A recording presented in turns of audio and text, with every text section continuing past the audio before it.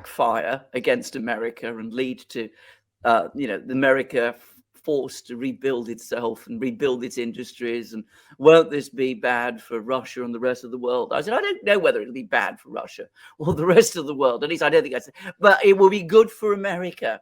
I mean, if we got that kind of outcome, if we returned to the kind of America that was, and which was very much the America that I was so influenced by. I remember when I was, when I was young, when I was a child, I mean, I was brought up on old films like, and TV programs like The Untouchables, for example, with the man who used to play the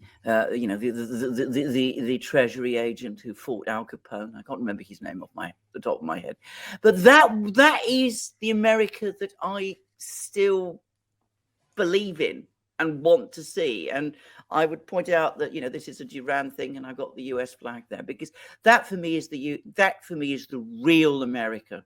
And I just don't know where this strange superstructure came from that suddenly appeared after the war and dominated American policy.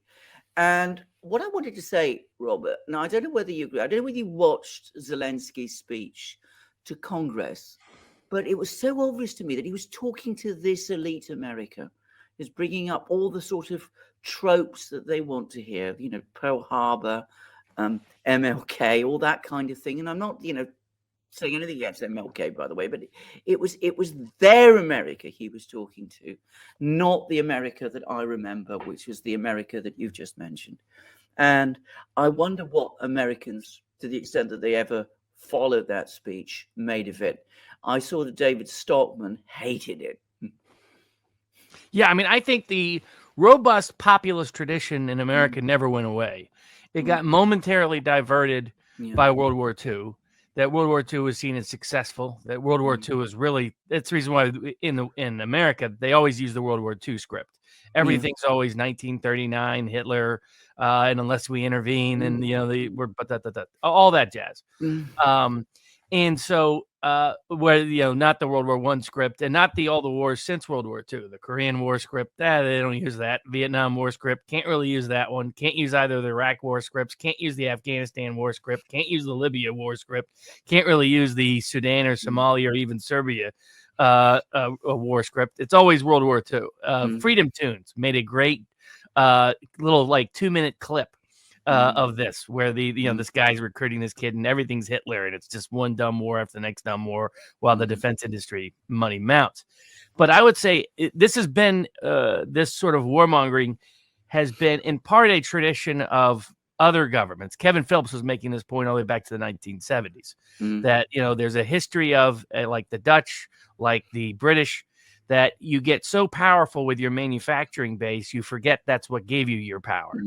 And you're in the economic elite within that group find somewhere else to make their products cheaper to enrich themselves at the expense of their own country's sovereign interest. And then ultimately that country they empower replaces them. In fact, what became clear was but it's entirely elites. The ordinary American has never changed their populist beliefs. I mean, you could temporarily get an emotional reaction out of massive media manipulation and a short-term poll. But if you ask people, even right now in America, well, do you support, say, a no-fly zone or anything that could be interpreted as an act of war? Overwhelmingly, Americans say no. So the congressmen don't understand this. So people like Marjorie Taylor Greene was originally flirting around with being on the I Stand With Ukraine side. And it probably didn't hurt that, the people running her investment trust leaked to her that they had made some nice defense industry stock purchases. But some of us were very critical of her related to that. Within a week, she had flipped positions. And it will shock the Republican establishment crowd. It will shock the editors at places like Breitbart. They still don't understand their own base. They still don't understand their own voter interest. And that's why there's going to be a blowback of all blowbacks to come down the road, especially if this has certain economic ramifications or if it expands at any scale in the U.S. And the old American tradition will come back to bear. I mean, it's like, why was George McGovern the anti-war candidate for the Democratic Party when he's from South Dakota? Well, he wasn't from San Francisco. He's from South Dakota, because it's the old populist tradition. Happened to be on the left in that case, but the populist tradition represented North and South Dakota, particularly because of Norwegian rural immigrants that settled here in the United States. Historically anti-war. It's like two groups of the most anti-war in America: Appalachia and Norwegians. It's why Trump won. The Norwegian vote gave him Wisconsin. Some might say gave him Wisconsin twice, but one time it was recognized as such. As even the Russian ambassador to the United Nations declared about, how are we supposed to trust a country that stole an election from its last president? But that whole dynamic. So you still have this gap that the ordinary person often doesn't have their political opinions about international affairs represented at all in the court of public opinion, in the sense of whether it's the media, the intellectuals, the academics, the politicians. But going to your other questions, how did this sort of Atlanticist, neoliberal, internationalist, globalist policy elite end up monopolizing American public policy on foreign policy in a wide range of areas? And how is it that, and what is their ideology? And it dawned on me, like, I was trying to figure out what appeared to me otherwise baffling and bewildering about their approach toward China, and also their approach towards, did they understand second order consequences of their Ukrainian intervention position? And it dawned on me, I was like, it's kind of shocking, because I've been following like their internal Twitter threads and other discussions, because a lot of the people that are sort of right next to these groups of policymakers and decision makers are just blabbing away on social media. And some of their opinions just kind of shocked me, that they saw China as the best way was somebody on my locals board described it. This is a group, think of a sort of a big spoiled kid, little 10-year-old. And this is sort of the globalist class. And they see China as their factory worker. They see the Mideast as their patrol station. They see the monarchs as their gas attendant. They see Central America as their housekeeper. They don't see these as independent, powerful countries. And this goes back to Obama's statement when he said, you don't have to worry about Russia. Their GDP is 1/10 of ours. Not understanding that's not where power comes from. And it really goes back to, they're making Kissinger's mistake. Kissinger had 3 parables of power, and the third one was always wrong. First one was, he who controls food supply controls his country. He who controls fuel supply controls the world. But then he said, he who controls money controls it all. And he didn't understand the third. Only if you don't have the first two, the third doesn't matter. But it's this sort of mindset and elite that sort of emulated the British Empire. And I realized, like, how could people believe, like people like Blinken, kind of believe they could just dictate to China what's going to happen? It's one thing to think what you're going to do with Russia. It's another thing to think you're going to tell China what to do, and they're just going to say yes, sir, and just come hopping in like it's the old hotel there in Hong Kong, and it's tea time at 3:00. And but then it reminded me, I do recognize this mindset of an elite group that was totally disconnected from the world, from the reality of the world.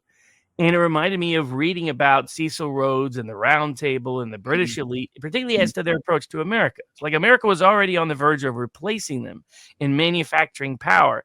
And yet he and his group still thought, oh, they're just going to be our colony in a few years. We're going to get to recolonize them just right around the corner.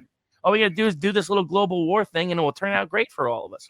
And that's what I think these people think. And they have totally, from a realpolitik perspective, misread. They don't understand it. If they just reread Putin's 1997 thesis that, if that fuel and food are real power, and that if you restore that, you have real leverage. As he joked about the Germans a few years ago, he said, okay, they say they're going to get off of Russian fuel. Okay, what are you going to do? Wood? Well, who do you think has all the wood? So they live in a fantasy land of their own making that partially reflects a decaying elite, kind of Christopher Lasch, Revolt of the Elites, 1995, great book, great text, predicted a lot of this. But it also reflects an incredible blind. And they think like they're still in the 1990s. It's like they're watching West Wing on TV. China doesn't matter. Russia is our de facto colony. And they just think they can restore that with ease. And they haven't thought of second order consequences. And that's why we have this pending disaster we're watching in live time, which might have the one upside of the failure of globalism. And you listen to Lavrov, or you listen to some Wall Street executives today saying, globalism might be over because of what this conflict has revealed. That might be the upside. But as you note, America would be much better off with that old domestic industry, less globalism, less global dependency, less dependency on the financial system, not having George Soros's model be the model of the world. We have a financial elite with IMF type institutions governing the world. But that doesn't mean there won't be some real economic pain, particularly for the West in the short order, nor does it mean that we can fully avoid. What we have to be wary of is that these idiots will give us a Dr. Strangelove ending. Yeah, which we're closer to than I had ever conceived of or imagined. I mean, I've been reading in the media here in Britain. I don't know whether it's been covered in the US, but there's a sort of tiger group apparently preparing for nuclear war in the event that things escalate. I mean, this is absolutely crazy stuff. This is absolutely ludicrously crazy stuff, and extremely disturbing. And it really does make you wonder how connected to reality these people are, and do they really understand what they're talking about and the kind of forces that they might unleash. And I have to say this, I also find it extraordinary that the hysteria which is coming out of Britain, and Britain, it seems to me, has been a very big part of the hysteria that has led us in this direction, has proved so infectious in the US. And what is this hold that we have over the American imagination in Britain? I mean, am I exaggerating it? I mean, we have in Britain, all the way back to the time of the Napoleonic Wars, a fixation with Russia.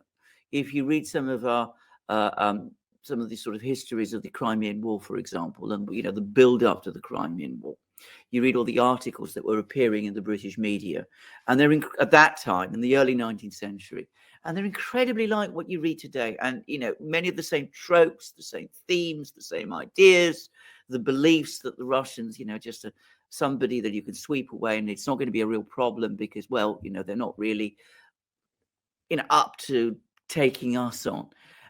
And that has become very embedded in the British mindset, and it's never gone away. But why are American elites so receptive to it? Is it because they're attracted to the British elite, its aristocratic culture in some way? Is it because they see Britain as a kind of model for running an empire? Didn't do us much good here, by the way, I should say. In my opinion, and in the opinion of many people, the empire was an absolute disaster for Britain. It exhausted us of our economic energies. It resulted in the decay of our industries.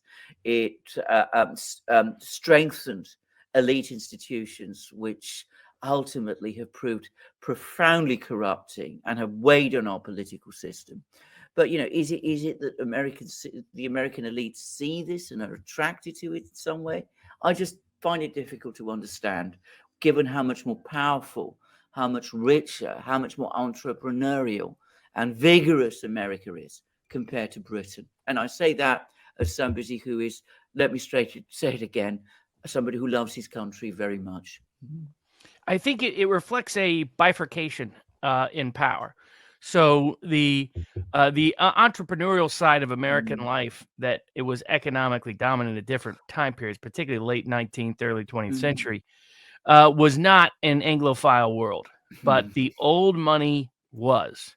So your old money Manhattan, your old Ivy League institutions, deeply Anglophile world, the world, and they took over the WASP elite, white Anglo-Saxon Protestant for those at home. Took over the intelligence apparatus and national security apparatus. And they were natural colleagues with the world John le Carré portrays of, in fact, they'll make an appearance in as we discuss later, what Putin means by the anti-Russia project of Ukraine and the complicity of U.S. and Western intelligence using publishing groups as a front for some of this anti-Russia project dating back to the 1980s, really, arguably even further. But you had, all these guys are guys like, David Atlee Phillips. They always got three names. It's that kind of crowd. So it's like I tell people, I know you guys are from Greece because, you're both named Alexander. So that's kind of a giveaway. But these guys are equally giveaways in their sort of their old sort of Brahmin Beacon Hill mindset. It's the reason why there was always going to be a clash between the Kennedys and this group that sort of ran the original American deep state, because they grew up as Irish Catholics, hating these kids, hating them from the time they were 6 years old. And so that was going to translate to other places once they got into positions of power. And of course, they end up both dead within 5 years, along with Martin Luther King. So I think that it's also secondary to the think tanks and the institutions that get the money, and the way you get promoted in the press, the way you get promoted by publishers, the way you get promoted by these is you align yourself with deep state interests, and the deep state interests, or you can call it dual state, national security state, whatever anybody wants to call it. I mean, deep state was originally the left's terminology for it, not the right. Trump just realized how easy it was and borrowed from it. But that's how you get to positions of power and prominence. Independent intellectuals here that aren't Anglophiles will not get promoted to the think tanks, will not get promoted to government positions of power, will not be promoted in the press with opinion columns. And that be stem. So I would call neoliberalism and Atlanticism and neoconservatism and a lot of these ideas is the intellectual architecture, but it's mostly the face for what is really a globalist agenda. In other words, when you can predict what's going to happen by what George Soros is doing and talking about easier than anybody else, you get a sense of whose agenda and whose group of agenda in terms of elite global interest that just believe, hey, look, if a small group of us run the world, that will make it a better place. And they really believe this. Bill Gates really believes this without any doubt. He's a control freak and a lot of other issues, but that's what these guys really believe. And Soros has been blatant about first we take out Putin, then we take out Xi. And I always found that the arrogance of that kind of shocking. It's like I have issues with China on a wide range of economic policies, and still curious about how the pandemic came about and some other things. But that I'm not naive to where I think, oh, China's. I mean, there was these people responding within these Twitter threads calling it a shithole country, and it's like you can't be serious, right? We're not 1995. They're not 2% of the world's manufacturing. They're the number one world. They actually make things. They have productivity. Like Russia has things, oil, food, fuel, particularly fertilizer. China makes things. We should have figured that out during the pandemic when we couldn't get basic supplies because the supply chains are in China. It's like, how did they not see this? But if you look at them culturally, socially, and politically, like an old, Brahmin wasp, and you don't mind bringing in all the Irish Catholics because they're going to work in your mills for you, and you're not thinking, maybe someday they'll replace us politically. It somehow doesn't cross through the brain.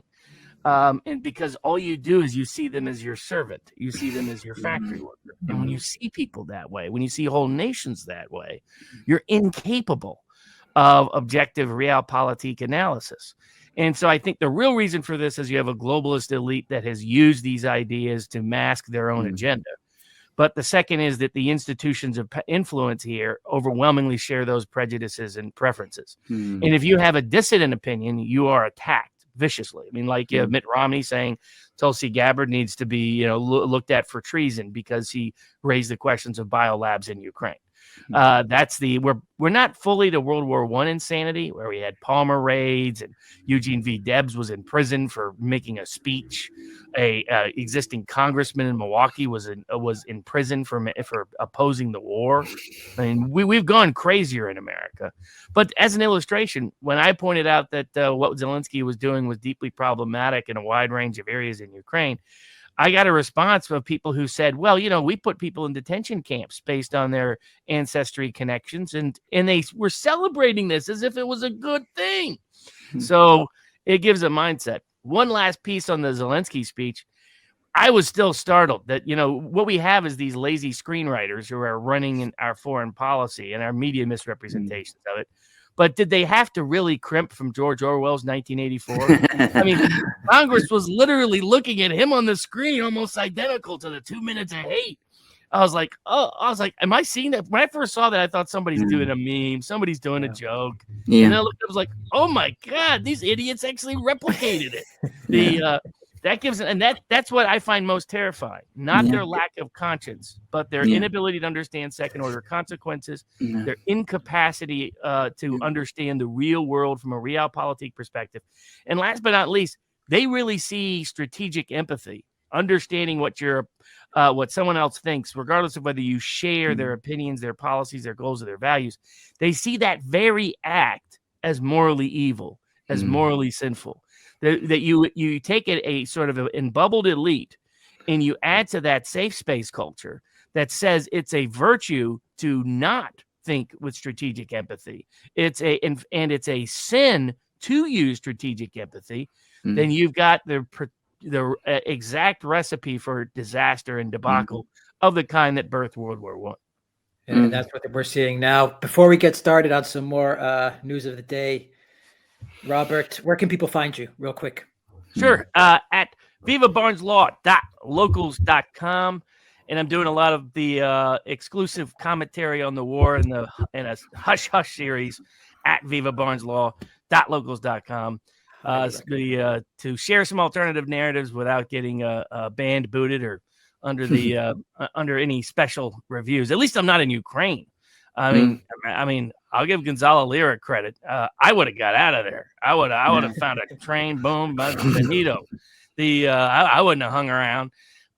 So credit to him for hanging around and continuing to speak out, even when the Daily Beast is writing their hit pieces. What's amazing is they reference you guys as a very serious, important podcast, but they refuse to name you. Right? I mean, that's how you know it's a real hit piece. Like, okay, on this very serious, podcast that has this boutique niche listener of policymakers, but we won't name them because we don't want anybody going to their actual site or finding out who they are. And instead, we just want them to find out where Gonzalo Lira is. So his thugs. I mean, it's despicable what the Daily Beast did. Despicable, but good on Gonzalo. He's staying strong and safe. I highly recommend your Hush Hush series, Robert. I watch it and it's absolutely top notch. I mean, top notch. Robert, how do you see things going on right now in Ukraine and in Europe? Biden is in. Actually, they just wrapped up this NATO conference. And I believe he's going to be going to Poland, I believe, after this, or he went to Poland beforehand. But they wrapped up the conference, the NATO conference. They came out with a few statements. We have some breaking news, guys. Alexander, Robert, from what I'm getting, the DPR has liberated the administration building in Mariupol. And Mariupol is now part of Donetsk People's Republic. And the head of the Donetsk People's Republic, Denis Pushilin, and the State Duma deputies are already in Mariupol. I can't confirm this 100%, but this is what I am getting from two different sources. So it looks like Mariupol might be completely taken by the Russian army. Anyway, Robert, how do you see things? What's going on? What's Biden's game plan? What's Putin's game plan? And then Alexander, and let's just keep the conversation moving on what's going on in Ukraine. Well, I bet some of those Chechens that are on the ground might have liberated some of those Azov guys from their physical bodies, but we'll see how there's a reason why those guys were sent into that part of the world. It's amazing how they're becoming sort of culture. I mean, after all the conflict between Chechnya and Russia, I mean, vicious terror campaign in the 2000s in the early stages of Putin's administration, that now they're becoming almost cultural icons and heroes like the old Cossacks. In Russia is fascinating to watch. Also shows the genius of Putin, that he took a group that was a group associated with crime and terrorism for decades, really much longer than that in the Russian mindset historically. And now they're tough-minded, ferocious heroes, right? It kind of like the way the mountain men of early American society, particularly in Appalachia, were portrayed as this sort of dangerous rogue group of Davy Crockett types trying to fight bears and engage in eye gouging for fun, into tough mountain men who helped bring about the Revolutionary War. But I think this is what it was interesting to hear Lavrov confirm certain hypotheses that we had talked about, which was that this is really a global conflict between globalism and nationalism. What is is the future of the world going to be the George Soros, Klaus Schwab, Hillary Clinton model? Or is it going to be the Putin, Trump, Modi nationalism model, a model of independent sovereign countries governing their own affairs? And the assumption all along of the sort of internationalists and the globalists was if we control the financial system and we make the whole world economically interdependent, then it goes back to Kissinger's third premise that if you control the money supply, you control the world. And they really believed that. And I think they believed it to such a degree that they didn't consider what happens if that's not true. What happens if that premise is false? And that's why we're seeing some of the panic out of the West in terms of, okay, maybe there's something else we can do, some other event we can provoke in Ukraine in order to get this to go a different direction. And how in the world is what's our uppity factory worker in China doing, saying they're not going to play ball? And then we got the uppity Indian servant, and they're not going to play ball. I mean, who are these people? And how is it that not a single country in Latin America, Central America, or Africa, or in the rest of Asia has joined our efforts outside of Japan? And Japan's trying to walk back its own positions because the Russians are like, screw it. We won't do a treaty. We won't talk about a treaty on the Northern Islands. We won't talk about certain deals if you want to play ball with the West. And Japan was like shocked, or at least voice shocked. So, where do these people live? So I think that this is a global conflict. That's what's really at risk or at issue in Ukraine. Doesn't have a lot to do. I agree with Lavrov. Doesn't really have a lot to do with Ukraine. It's just the manifestation and expression of it. And then I think militarily, what's happening on the ground is the Russians are getting what they want to get. And I'm sure there've been some setbacks in the rest. But what we talked about, the deep battle policy of Russia, which is totally different than the Western approach, has been since even before World War II. The Soviets didn't do mass bombing campaigns. Like they weren't bombing Dresden. That was us. They weren't nuking places. That was us. These sort of we did mass bombing, indiscriminate bombing of civilian infrastructure and civilian populations. That wasn't the Soviets. That was us. The Brits and the Americans really employed it very effectively, but controversially over time. And so I think that they always come in with multiple fronts. They use Maskirovka, and I wonder how much I want to explore with you guys how much this alternative hypothesis might explain some things, in the sense of Maskirovka is a little masquerade.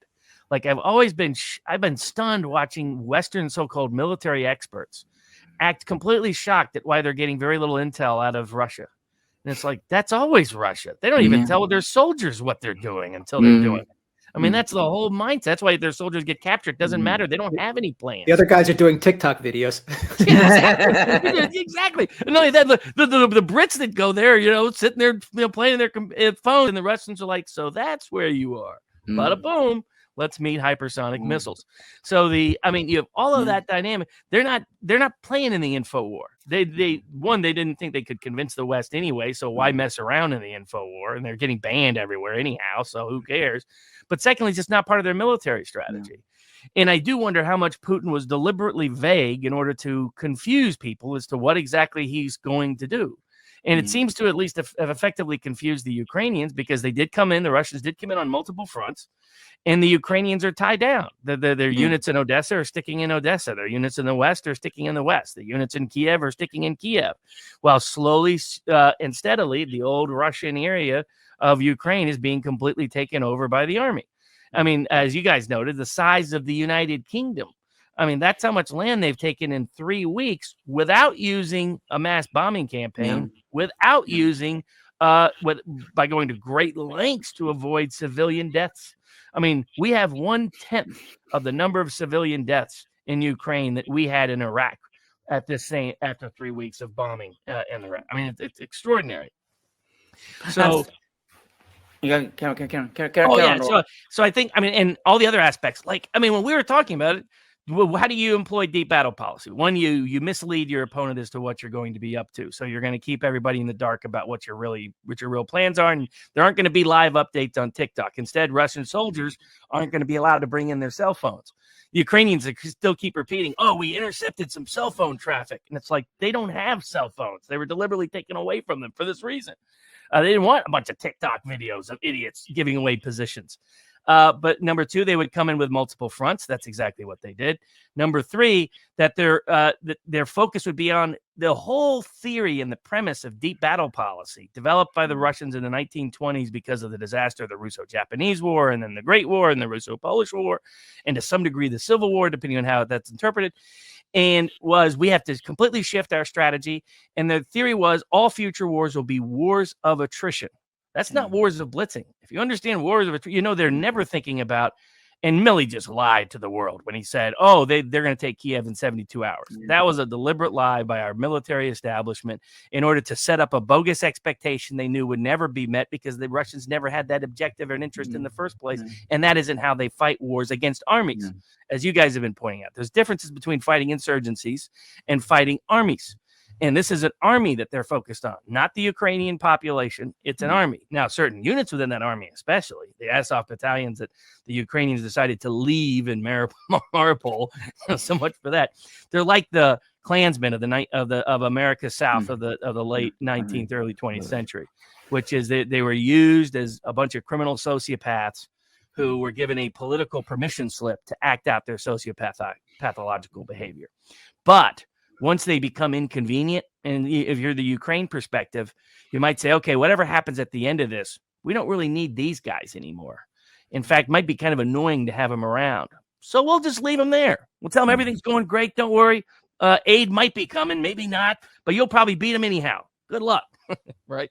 There's some Klansmen ended up in jail and prison who thought they were protected by the local state governments. So much for that. But it's not like Nazis are great at reading history anyhow. But so I think you look at their deep battle policies, and then the last, it's all about cutting off supply chains, which is the first thing the Russians did. And they continue to do. Cut off fuel supply, cut off food supply, cut off the means of transport, dominate the air, dominate the seas. They were achieving everything they set out to do in some degree. I mean, they took the airport outside of Kiev in 24 hours after the invasion. I was like, this is failure? This is what failure looks like? We didn't take Baghdad until 3 weeks in. So and that was with a devastated army and a bunch of people, and an army that also just went underground. They just shifted their uniforms. Used to be Iraqi soldier uniforms, then it became some other uniforms, like ISIS down the road, amongst other ones. And then you had your Shia militias and all the rest. So so I think the war is going pretty much as Russia planned. I think all these fatality estimates are ludicrous. Independent, neutral military observers they have no bone in the fight at all. And they're like, what they're saying doesn't make sense. And they contrast it to coroner reports out of that. I won't be able to pronounce it correctly, but the city that they're fighting that's north in the Kherson region. The local journalists went to coroners, and they were finding hundreds and hundreds of dead Ukrainian soldiers on every single day. Then you add in, they're doing what, 200, 300 sorties a day? Coming in at night, boom, boom, boom, boom, boom. Like people asked, why didn't they take out the bridges along the Polish border? One, they don't want to damage civilian infrastructure. Two, they don't want to damage refugees being able to exit the country. Three, and we can discuss this, I think Putin doesn't mind if he doesn't see far Western Ukraine as Ukrainian down deep. And there's good reason to think, or at least different than the rest of Ukraine, put it that way. He doesn't mind if the Poles take it back. He thinks he'll let you guys deal with it. How did that work out for you in the interwar period? You might see how that terrorism might be redirected and that ultra-nationalism take a different form. I mean, that's after all why Bandera was in prison. He whacked a Polish official. So they were killing Polish mailmen, for crying out loud. I mean, the Holocaust collusion that they engaged in was, while very bad, obviously, for the local Jewish community, was the second group that got badly killed and hit were Poles. But Poles still see Liev, and they see it as a naturally part of their empire since the Polish-Lithuanian days of and even before that. So I think that you look at what's taking place there, and they're just taking out. They're just waiting for the trucks and the rest to come in across the border in Poland, and then they just hit it each night. Boom, boom, boom, boom, boom. So I mean, that's why the mercenaries who went there that thought they were going to do live game of duty are trying to get the heck out of there, and even dressing up as women like the Azov battalion in Mariupol just to get the heck out of the country. Saying this was not what we signed up for. This is El Succo. This is what happens when you go to war because you saw a TikTok video. So I think all of that is happening as planned, and then economically, it's going even better than I think Putin could have anticipated. I mean, that was the other giveaway. I thought it was great, Alexander, you citing the Financial Times, because where you're going to get the most honest reporting, if you get it from anywhere, it's going to be people writing to the investor class. Because you can lie to the suckers and the saps. You got to be careful about lying to the investor class. You wonder, why did Putin leave up to $300 billion in reserves in Western banks? And then you realize, one, how he can play around with the he has real power. It's not the dollar, it's the gas. And he can say, I want the gas in rubles. I want the gas in gold. I want he has more power. But the second part was, and I think he also enhanced the argument for distrust of the Western financial system by leaving money there. If he hadn't left a lot of money there, it doesn't have the political impact to the rest of the world. And Lavrov keeps repeating and say, oh my God, you look at what they did. They stole all this money, terrifying the rest of the world. We better get out of the Western financial system today. But the third is, of course, is I told people it is likely that they were going to pay off that Russian debt because look at who the money goes to. The money isn't going to Russians. It's big Western institutions and investors that own that debt. They're the ones who are going to get stiffed if no money is paid. And so what did very quietly the U.S. do? Well, we'll release and approve those funds for those interest payments. Yeah. So and maybe Putin was banking on that all along. But you look at the ruble. I mean, like one giveaway that the media narrative in the West was patently nonsense, aside from the fact you don't have to engage in censorship if you're actually winning substantively, is watching the investor groups. It's like the ruble dropped all the way from 80 back up almost over 150 at one point. It hit 154. And that's what they were expecting, the 1999 Russian financial crisis, where it lost 75 to 80% of its value for a sustained time period. And instead, even before Putin announced the ruble oil deal, the ruble had been going back up. I mean, I think it was about 102, 105, somewhere around there before he announced it. And it was like, okay, somebody in the investment world thinks this is going very differently than the Blinken boys think.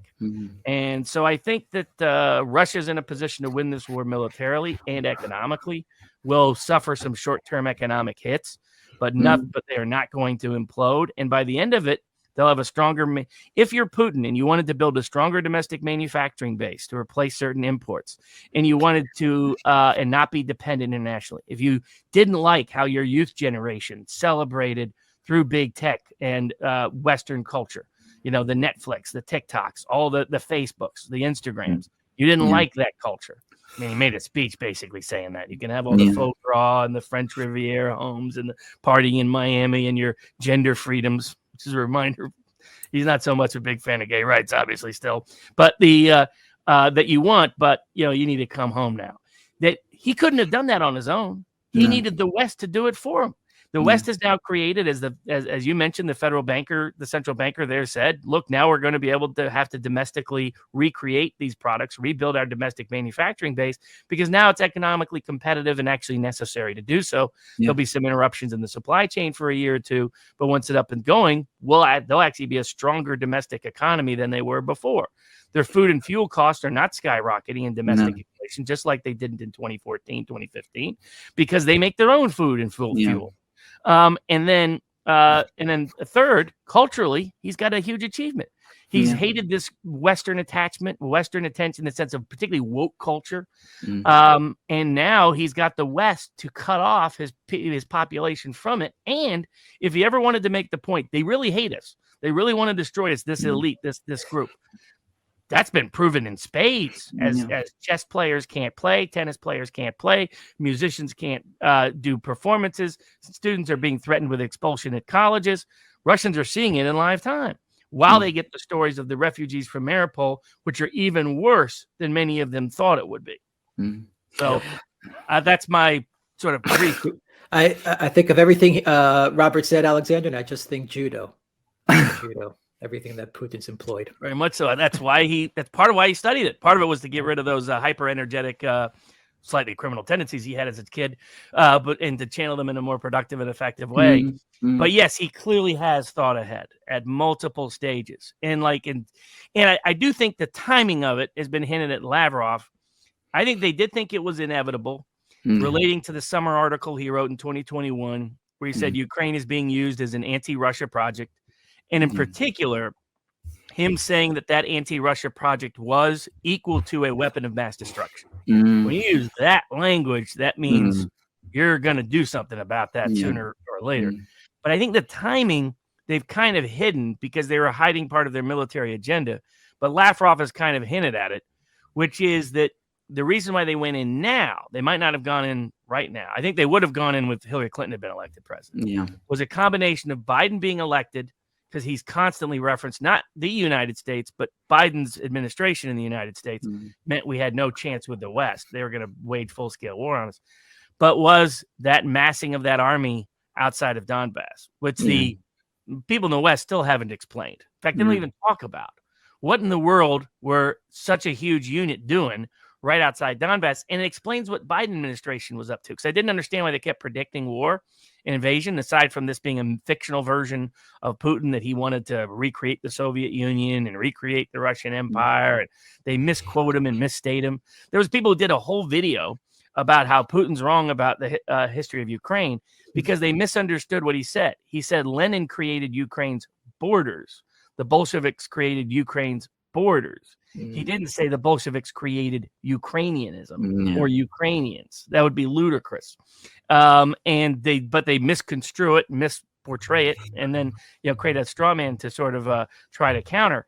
But in that sort of broader anti-Russia project, that once he identified as a weapon of mass destruction, I think Biden was pushing, they're going to invade because they knew Ukraine was going to try to purge the Donbass. And they wanted to contextualize that when Russia came in, they likely assumed right after they went in to purge the Donbass, that it would be portrayed as, oh, Russia's invading like they've been predicting for weeks. And Putin just decided he wasn't going to sit by and watch the Donbass get purged. It's like, screw it, we're going in now. But we're going to stay vague as to our objectives because that maximizes our political leverage and maximizes our deep battle policy. And it's worked. I mean, they completely isolated the units in the east that they want to, within Mariupol and within these regions, which are the hardest core, vicious, ass-off components. And at the same time, I guess that army's still just sitting there and is slowly, steadily being encircled and cut off from air support, cut off from sea support, cut off from ground transport support, while they're getting less and less food and fuel, which means that they're sitting ducks, is what it is. So it's been extraordinary to watch. I'm completely in agreement with pretty much everything you've been saying, Robert. And I'm going to say something else. I think that yesterday, at least in Britain, and Britain has been the great, as I said, the driver of much of this.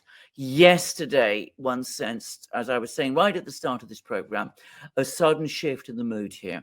I think finally the penny dropped that the war isn't going well and that Ukraine is actually losing. And that's why you got that interesting article in the Financial Times and other articles like that. You start to see the nervousness, the fear that the war isn't going to plan.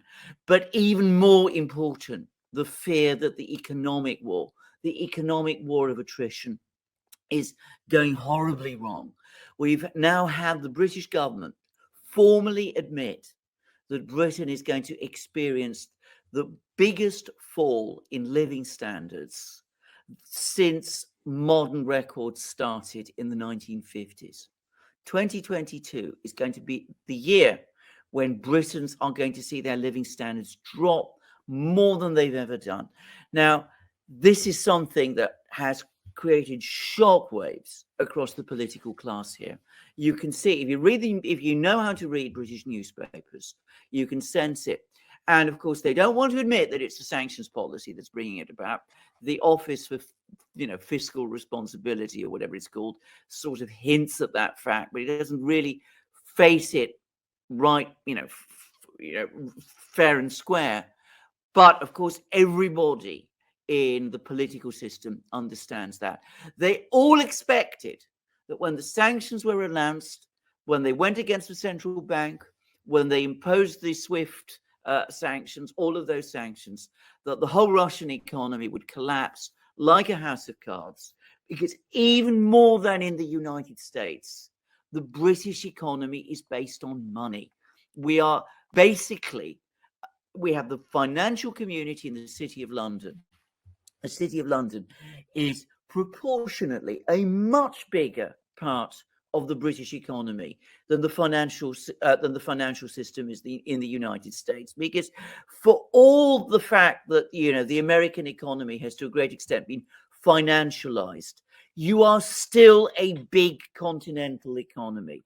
You still have agriculture, you still have industry, you still have lots of things which employ millions of people. In Britain, we are very centered on the financial system, on the City of London. So we tend to think very much like Kissinger said, that, you know, who controls the money controls the world, because ultimately that's what we have, that's what we understand. So the assumption was financial system in Russia would collapse, the economy would collapse, there'd be hyperinflation, there'd be a coup by the oligarchs. We're going to go after the oligarchs. We're going to take their property. We're going to seize their yachts. We're going to confiscate their football clubs. We're going to throw due process out of the window because, well, we're targeting these people. And to be straightforward about it, we don't have that concern for due process that you do in the United States because we don't have a written constitution here. We were going to do all of these things, and then we would achieve very quickly the objective that we've long hankered for, which is political change in Russia, a return back to the 1990s. And now suddenly, over the last few days, and especially yesterday, you could see the penny, as we say in Britain, has dropped. We've suddenly understood, hold on, their financial system isn't imploding. Their currency is, especially within Russia itself, it's stable. Hyperinflation isn't coming. Now, Elvira Nabiulina hasn't resigned from the central bank, even though the British media twice reported that she had done so. And on the ground in eastern Ukraine, we're beginning to understand exactly the things that you said, that the military situation there is completely different from what we realized.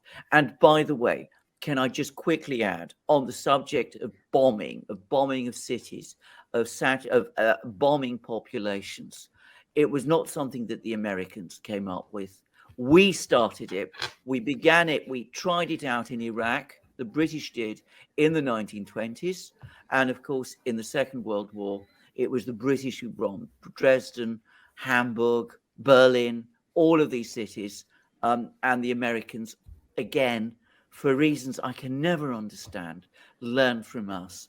As you absolutely rightly say, the Russians take it they go a different way. They don't bomb cities. They don't bomb civilian centers.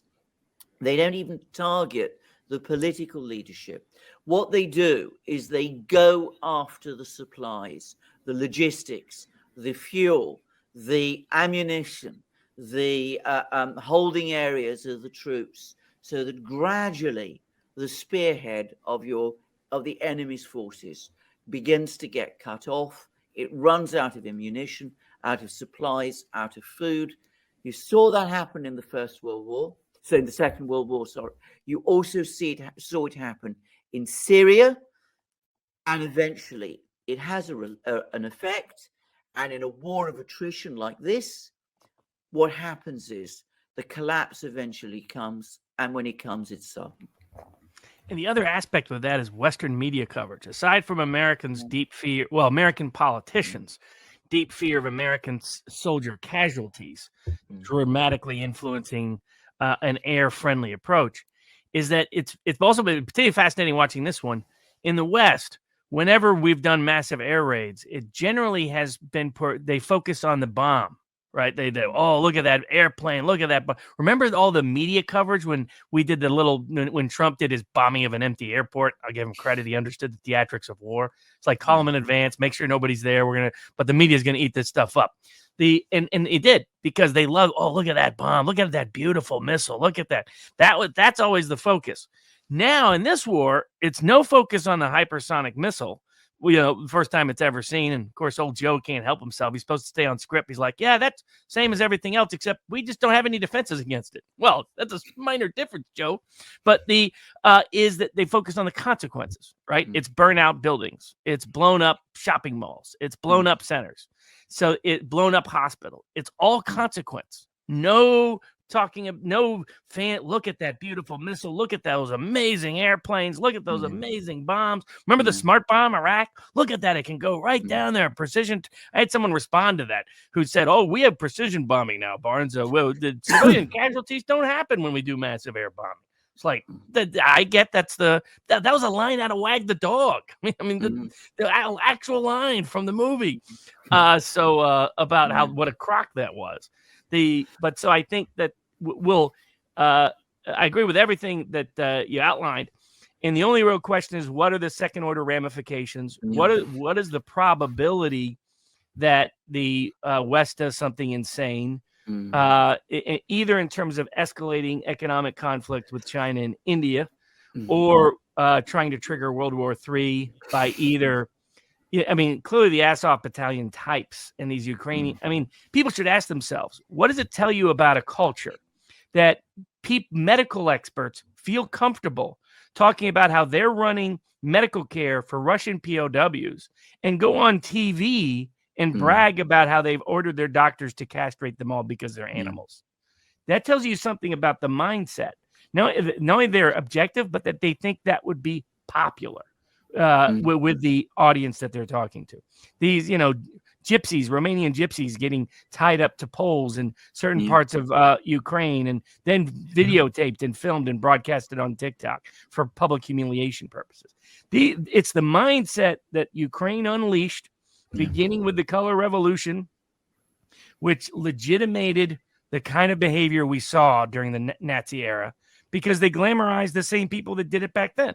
Yeah. I mean, they took what Putin means by the anti-Russia project is they took this virulent form of Ukrainian nationalism that was not the dominant Ukrainian nationalism at all, that represented this tiny region in far western Ukraine that had never, most of its history, been part of the rest of the area in terms of governance, that tied its history back to the Kievan Rus, and most of it called themselves Ruthenian, not even Ukrainian. I mean, it's still weird when people say I'm a borderlander. I still find that kind of odd as a form of nationalism, but okay, because that's all Ukraine means is borderlands. But they were mostly part of the Polish-Lithuanian Empire and different Polish dukes. That Bandera grew up under the Austro-Hungarian Empire. He was Greek Catholic. He's not even Orthodox. So you have to this day, Greek Catholic dominates that religious orientation in the Galicia region. And they mostly spent their time obsessed with taking out the Poles, and only became anti-Russian later. But Bandera wasn't even known in most of central and eastern Ukraine, according to the CIA's own internal documentation, when they looked at Bandera in the early 1950s, late 1940s. Of course, the West went into business with him. I mean, the West used them against the Soviets, so we went into bed with these. It was always the Nazis and the fascists we aligned with. And you can kind of see why. They have information.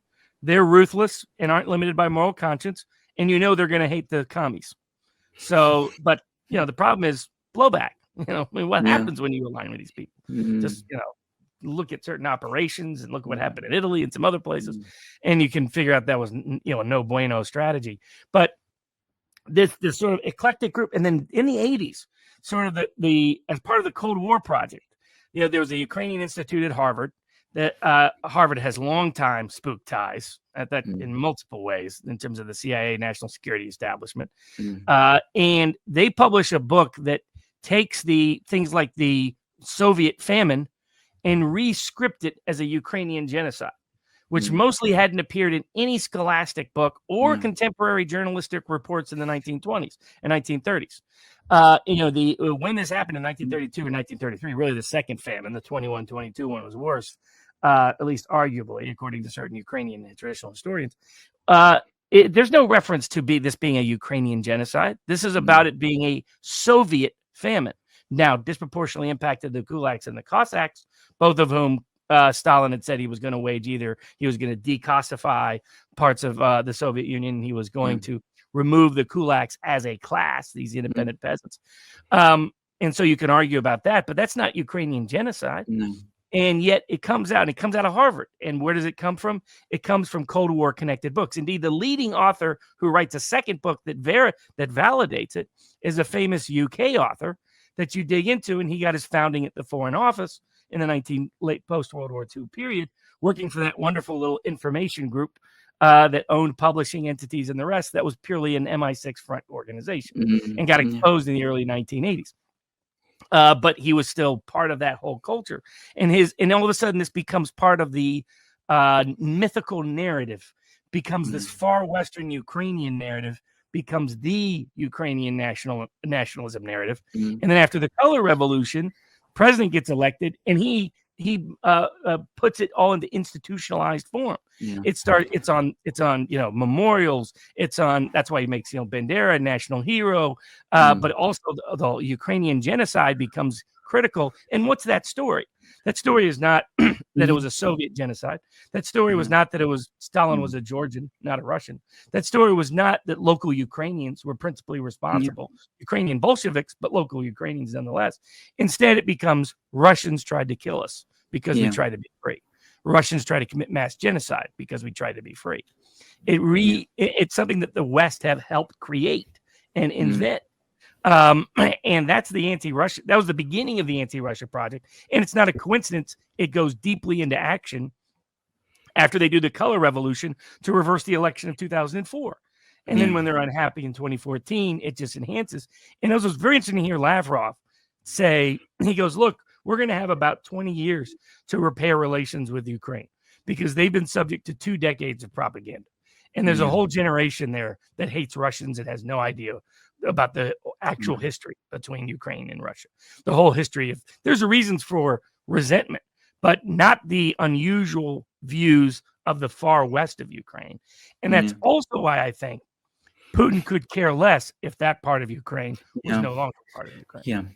Robert, I agree with you about Putin's views about Western Ukraine. And here I think it's useful to go back to that speech he gave on, I think it was the 21st of February, the day when there was that National Security Council meeting and when he announced that he was going to recognize the 2 breakaway republics of the Donbass, because this part of his speech has been completely overlooked.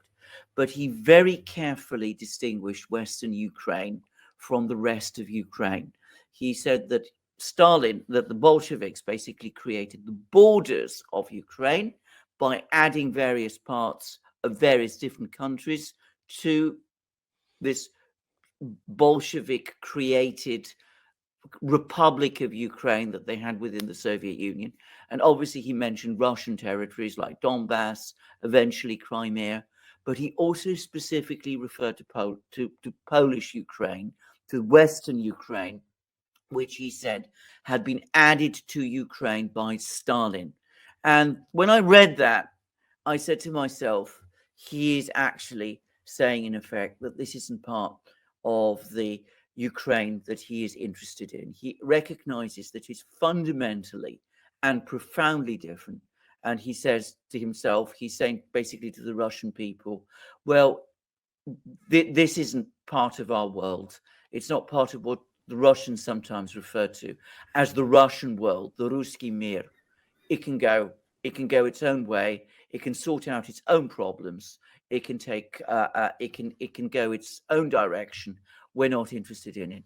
Can I just add something else, which is, of course, I actually studied this period of Soviet history when I was at university. This is in the late 70s, early 80s. This is long before we had any suggestion that the famines, the collectivization famine in the Soviet Union was part of a deliberate plan by Stalin to and the Russians to starve the Ukrainians. What it was the Soviet Great Leap Forward. The Chinese carried out, Mao Zedong did this massive program in China in the 1950s to create sort of localized industries based around communes. It was a sort of extraordinary, ruthless, crazily conducted thing. And it resulted in a famine that affected every part of China. Collectivization in the Soviet Union was the same. It affected every single part of the Soviet Union where it was applied. And when I was studying this thing, and of course this was before we got the full Soviet archives open, but I think it's been validated. The republic which actually suffered worst of all from this was not Russia, it was not Ukraine, it was what is now Kazakhstan. There, in fact, it was far worse, far harsher than it was in Ukraine. And who were the people who suffered most? Well, of course, Kazakhs and Russians. Yep. And it's, I mean, I understand the scale and scope of it. Like some people have been asking about what's the contemporary Ukrainian attitude towards Russians. And I said it's really changed, and it's going to vary. Like the British reporter who was in that border town that's heavily Ukrainian is very. You could get the sentiment is still very anti-Russian. Yeah. And there's this mythology in the West that Russia's unaware of this. And Lavrov made very clear they're intimately well aware of it. It's part of it's what Putin meant in part. He's like, you've taken this country that is a natural fraternal brother for most of its population and people, and you've turned them into hating us. 2 minutes of hate has been taught to them now for 20 years. And you've got a whole generation under 40 that buys every ludicrous theory, that has no doubts. The ordinary Western-oriented Ukrainian in Kiev has no doubts that the famine was a Ukrainian-directed genocide because of all the propaganda for 15 plus years. Despite, as you note, all the historical evidence refutes that and rebuts that. The best illustration is that, as you exemplify, the China, Mao did the exact same thing in his great leap backwards. He had a couple of those, kept leaving the wrong direction. But then the solution was, go torture your teacher with the Cultural Revolution. Let's hope we don't have to see one of those. But I think that this complete divorce from history that's in the Western public discussion. The only question I have is how much do the elites share it? How much do they too not know it? I mean, Soros has been in Ukraine since before the Ukraine was independent. He set up shop there in 1990. It was one of his dream operations. And I'm sure part of him is thrilled with all this. Though I don't think they anticipate. I don't think they cared whether Ukraine fell or rose or was whooped out or not. It was just a pretext to go after Russia. That's what it was always about. But I don't think they anticipated that the whole world outside of Europe would reject him. And I don't think they anticipated that Russia would survive just fine economically. And I don't think they I think they did anticipate that Ukraine's army would lose. I think there's a few Blinken still going around people. Oh, well, Ukraine's going to win. He's doing that right now in Washington. He's going around these cocktail circuits, telling people he's going to at cocktail parties. And it's like, what? I mean, you're a laughable idiot. This makes Baghdad Bob look normal. When he sat there, Americans aren't coming in. Oh, no, we're whooping them on the battle. Oh, yeah, we're destroying. American units are deserting. Like all these lunatic Russian stories. Like, I mean, one of the latest ones was he had one of these think tank people say, the Russians are over half their soldiers have frostbite. They're not ready to deal with the cold of Ukraine. And it's like, one, it's not that cold right now in Ukraine. It barely drops below freezing on most nights in most parts of the country. Two, they're Russians. You think they're not ready to handle a little cold? It's like, oh my, where are these people? And they say this publicly as if, you would think the embarrassment would be like, whoa. But that shows you how unreflective and disconnected from history and strategy they are. And I think we're watching it in live time. Ray Diallo just said to transition to the currency conversation, he thinks the U.S. dollar's currency days are numbered. And he says it's just a matter of when. He says, but that this event turned the spigot, and that it's going. Now, what's interesting is it may not be the Chinese yuan. What China and Russia are talking about is creating a currency that's not dependent on any individual state, a currency that's up against a basket of commodities, maybe also multiple, maybe gold, maybe other things. Luke Groman has been talking about gold could be used as a reserve asset. You wouldn't even need to use it as a reserve currency because there's ways in which they can. But either way, they're going to set up a system that is outside of dollar domination, which means the whole intention of a digital currency, a Western-oriented elite, it was going to be a global digital currency, in my view. It wasn't just going to be the dollar. It was going to be a IMF kind of currency. Yeah, those plans have taken a massive setback because the rest of the world is going to have zero interest in that. It's like after watching this, you're taking guys, billionaires, $200 million yachts because they made the mistake of parking it in the wrong port.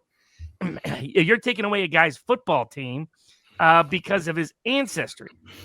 I'm going to use your digital currency where you could cut me off tomorrow at the moment of a keystroke. They've done institutional damage to themselves, much as they did, I think, in the pandemic by overreaching, by misreading what was going to happen here. Is I think where it's going. At least I hope so, because the alternative is not only globalism, but let's say as Medvedev, I'm mispronouncing his name again, but pointed out the other day, he's like, why does the West want a Russia with chaotic organization, deeply injured, pointing all of its nuclear weapons at it. Because it's like, why is this a sane policy that you seem to have? And I don't think any of us want that. No, exactly not. That is entirely right. I have to say, I do think that this is the pivotal moment. This is the inflection point. We're going to see after this, it's going to be either, full speed globalization with all that comes from it, or, which I think is far more likely, the end of the globalization project as we have seen it. I think that this is the moment when it basically starts to it collides against reality and it falls apart. Which is far more likely? Can you clarify? I think the second one, the far more likely. I think it is the failure of the globalization project. I mean, I think what's happened is it's confronted realities. I've always said it is a fundamentally unreal project, a utopian one. And this is reality, and reality always smashes through. That's what always happens, and it is happening now. And I think the point that Robert was making earlier, that ultimately it's food and energy much more important than money, because money, after all, is pliable.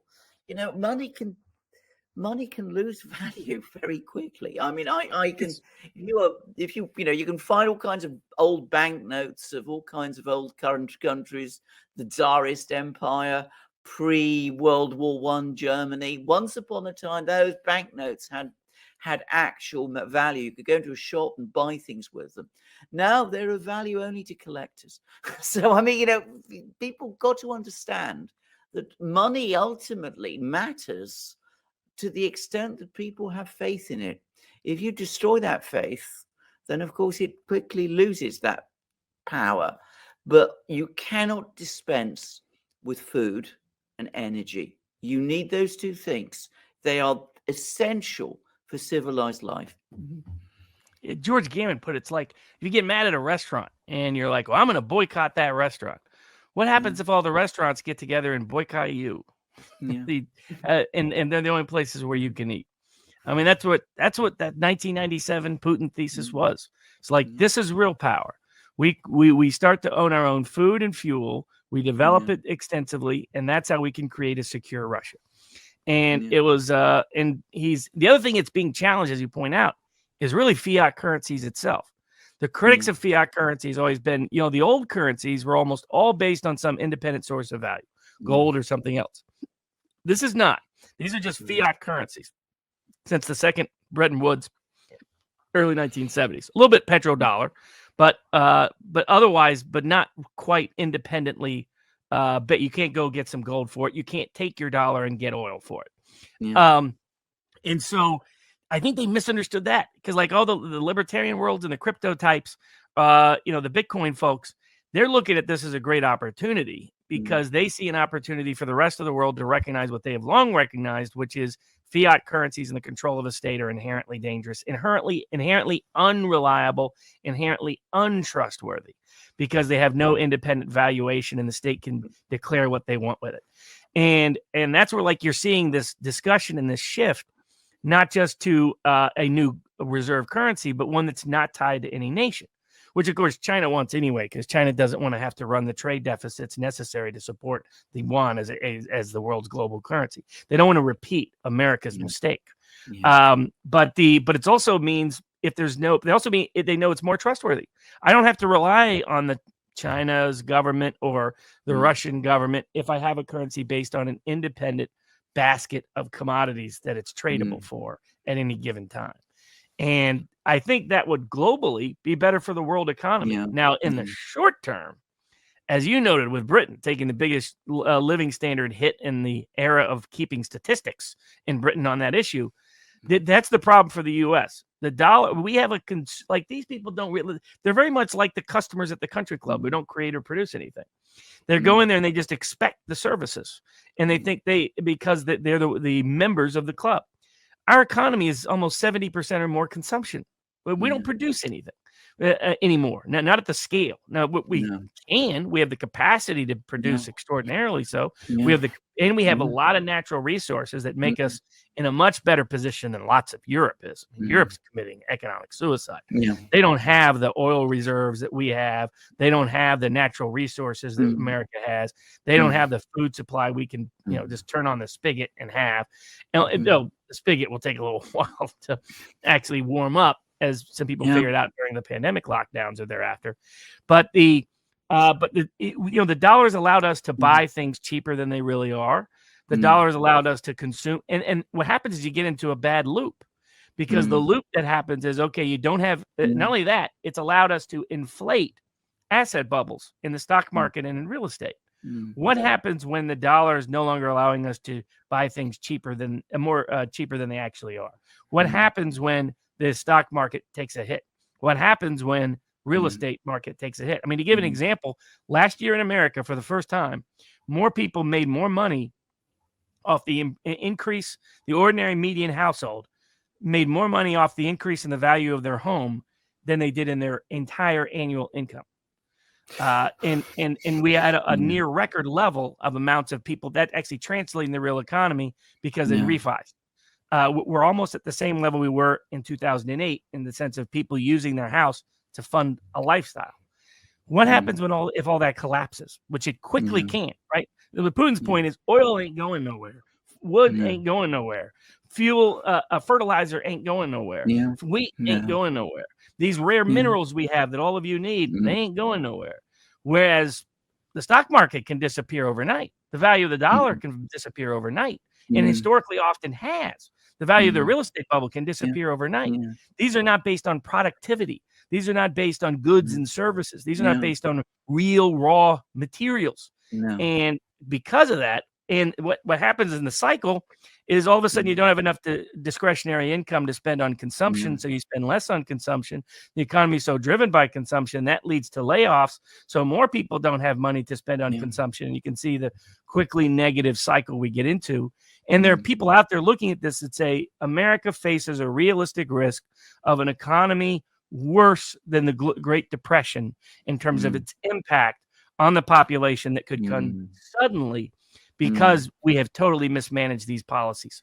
And now I think 10, 20 years from now, if we shift to domestic manufacturing, developing our own resources, not only are we more independent, because what the great myth of globalism was, interdependence would increase peace and reduce war. It's just the opposite. It's increased war and reduced peace. When we're independent, what do we care who's running Syria, who's running Iran? What do we care? We got our own oil, we got our own gas, we got our own food, we got our own everything. We make our own goods. That's also always been good for working classes everywhere. You make things when you have more social, cultural, emotional pride, which improves your local cultural and social life and personal psychological life, so you don't have the record-setting suicide and drug addiction rates we currently face, particularly in white working class communities, all working class communities that used to be manufacturing hubs in America just 2 decades ago. You'll listen to Bruce Springsteen's Youngstown song about Youngstown going down. But that's going to take probably several decades. And the irony of all of it is the people who will get hit the most are these lazy elites. They will be the ones, as Putin said, maybe you won't get your foie gras anymore. Maybe you won't get to vacation at the French Riviera anymore. Maybe you won't have your beloved gender freedoms anymore. But it's time to come back home to the Russian Papa Bear. That's why they hate him so much, the elites. Yes. That's why they hate Putin so much. Alexander, comment on what Robert said. Also, we haven't talked about, Robert hinted on it, we haven't talked about Europe. Europe is the big loser in all of this. Why did they commit suicide like this? Absolutely. Well, we'll come to Europe, but can I just say, the big thing I did at university and after was I studied American history. And can I just say, in its heyday, which goes all the way up to the 60s, the United States accounted for a much bigger share of world industrial production and manufacturing than China does today. I mean, we think of China as this manufacturing colossus. America was much bigger, much stronger. And of course, it produces extraordinary quality products and things that, you just could not imagine. And, at one point, after the Second World War in the 50s, it accounted for more than half the world's industrial production. I mean, that's the scale of industrial power that the United States had, and which, by the way, I believe it can achieve again, because it has the economies of scale, which no European country does. It has the technology and the scientific resources, they're still there. And of course, it has the enormous entrepreneurial drive of its population, which I also believe is still there. And by the way, I studied this very much again. And I remember, I'm going to say this very quickly, I did a study comparing the textile industries in the United States and in Britain in the 1920s. And it was so interesting to see how the British antiquated small mills, gentlemanly capitalism, with the British mill owner, he has his country house, he has his Silver Ghost, his Rolls-Royce Silver Ghost car, he buys his suits at Savile Row, he's very content to live off the incremental income that's come from this business that has been built up by his great-grandfather and grandfather, and he lives the English aristocratic lifestyle. And at the same time, you have the Americans. They're driving, they're building, they're combining factories. They're doing R&D. They're doing the most extraordinary things, and they're just leaving the British far behind.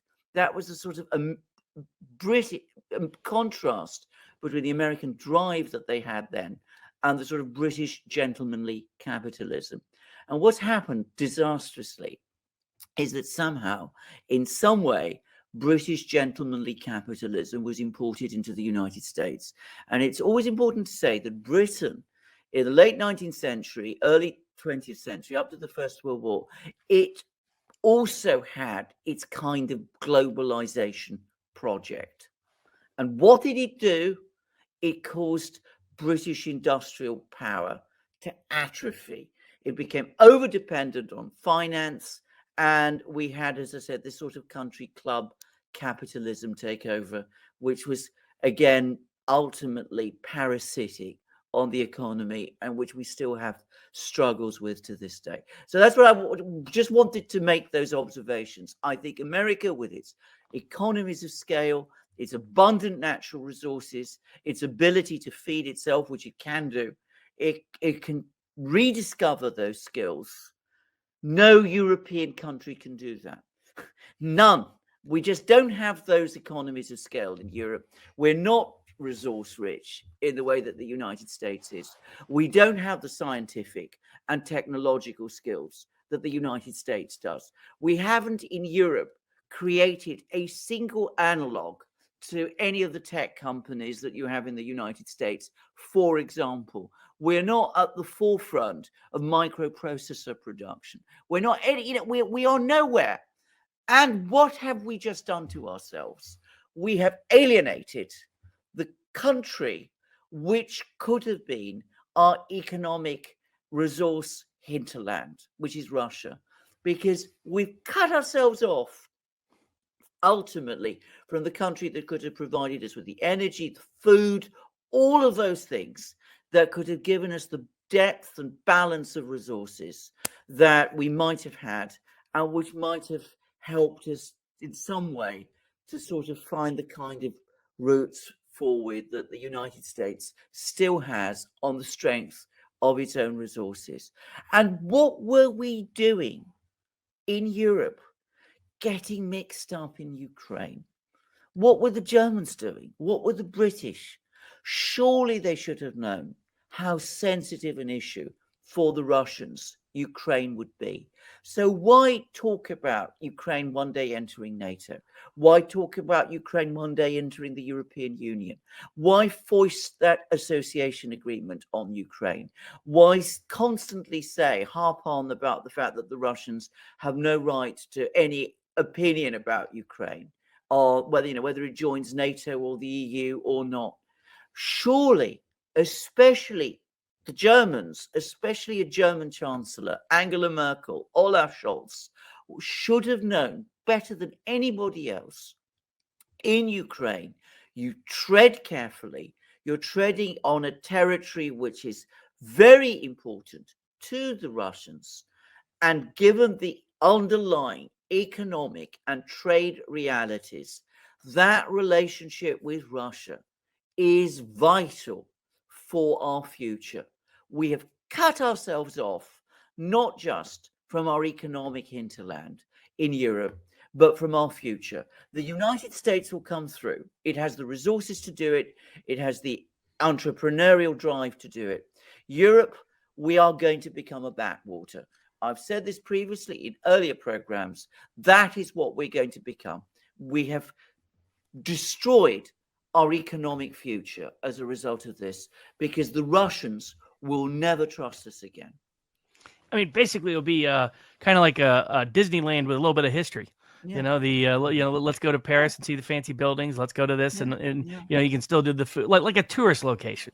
Exactly. You get your little food stuffs, you got your little rarities that you make locally, you got your little history, but that's kind of what it becomes. I mean, I think their globalist great fear was a Trump-Putin alignment that said, let's restore national power, national sovereignty, and away from this international globalist world order. And that's why I think it's not a coincidence that the same people that are pushing and propagating this war, the same people that set it up and established it going back decades, are the same people that are at the center of Spygate, at the center of Russiagate, at the center of Ukrainegate. It's not a coincidence that there's this continuation. And it also reflects, I mean, the irony is, for some of my militaristic, war-loving, conservative compadres out there, Trump's vision may actually come to fruition thanks to Putin. If he actually succeeds at what he's doing, because it will enable Trump to do what he was trying to do. Like, you look at Trump's approach to China, and that might be a good transition to that conversation too, as the impracticality of what they're talking about. Trump didn't go to China like Blinken did at the very beginning of the administration and lecture them like a wayward factory worker about their internal policies. He almost never talked about the Uyghurs. He almost never talked about Hong Kong, never talked about almost any of that. His focus was, China, you're an economic threat to us because of how you devalue your currency and how we're engaged and how you've used the WTO to take our manufacturing base and put it there. And I don't want that to happen. So I'm going to do escalating tariffs until either we get the revenue from the tariffs or we start to do replacement and do domestic manufacturing here. But reality is, his ability to achieve that vision was always much more limited within that structure. It is much more possible in a structure that's no longer internationally interdependent anymore. That's no longer, the Trumpian's vision of America is much more capable to occur if Putin wins this global nationalist conflict than it was ever before it. And so, but I do think in terms of China, it's like, what are we going to cut off? It's like they were talking about India. It's like, okay, India sends us things like pharmaceuticals. India doesn't really need us. We need India. We can't produce some of these things quickly or definitely not as cheaply. I mean, it's like some people are saying, well, we can replace the fertilizer that we're going to lose from Russia and Belarus. And it's like, yes, we can. It's just going to be a lot more expensive. But it's like Europe saying, well, we'll just get off of Russian gas. It's like, okay, your bill's about to be 10 times higher. How competitive is German industry going to be if its energy bill is 10 times higher than it was before? So I can't. I mean, it just reminds me of their incompetence. Like, I mean, people tend to want to think that if there's any consequence, like even James Corbett's kind of followed into this, if there's any consequence, that consequence was intended by bad actors. And so if you look at throughout human history, 90% of the time, the bad consequence was something they didn't anticipate at all because they're not very competent. They're not very capable. And we probably have one of the dumbest group of elites, particularly in the West, that has ever governed things. I mean, as we discussed, you have to go back to before World War I, or what led to the global depression and the banking class, to find people as foolish as these people, because I don't think they anticipate this. It's like, I don't even understand what Europe's doing. Like, I get the U.S. can find ways to bounce back. We're killing the dollar, which will have all kinds of ramifications in terms of reserve currency, and there'll be some short-term serious pain. But I think in the long term, that might be a better place for America to be. But I don't see where Europe benefits from this at all, ever. No, I don't see it at all. I mean, obviously I'm as a very much a European, somebody who lived in France for a while, somebody who, has connections with Germany, and somebody who obviously lives in Britain and who comes from Greece. I've never felt more pessimistic about the future of Europe than I ever have. And can I just say also, the way in which those who drive this ideological project, which is the EU, have seized on this to push that project even harder, even as they come up with fantastic projects like, we're going to end 2/3 of our dependence on Russian gas within 10 months. I mean, it's just, I just was flabbergasted when I saw that. I mean, how do you do that? I mean, nobody's explained how that can be done. And in fact, by the way, we are now importing more gas from Russia at this moment than we have ever done. I mean, we've actually increased the volumes over the last few days because we've got to refill all those reserves, all those underground reserves, which are almost empty. But anyway, that's another story.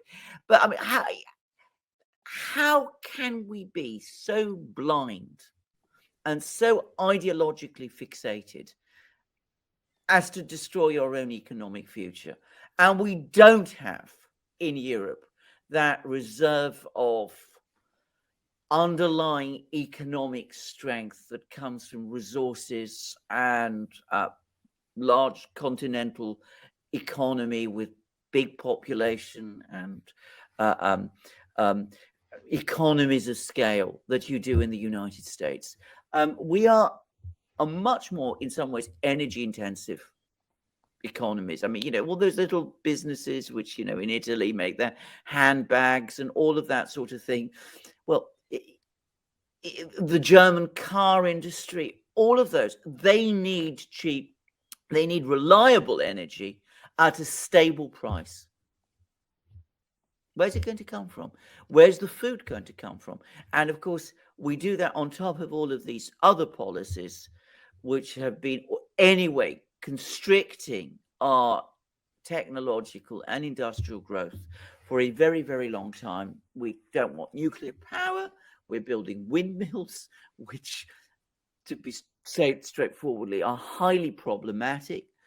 We don't have that ability that America has to bounce back. So we're going to become a backwater. And it's exactly what Robert said.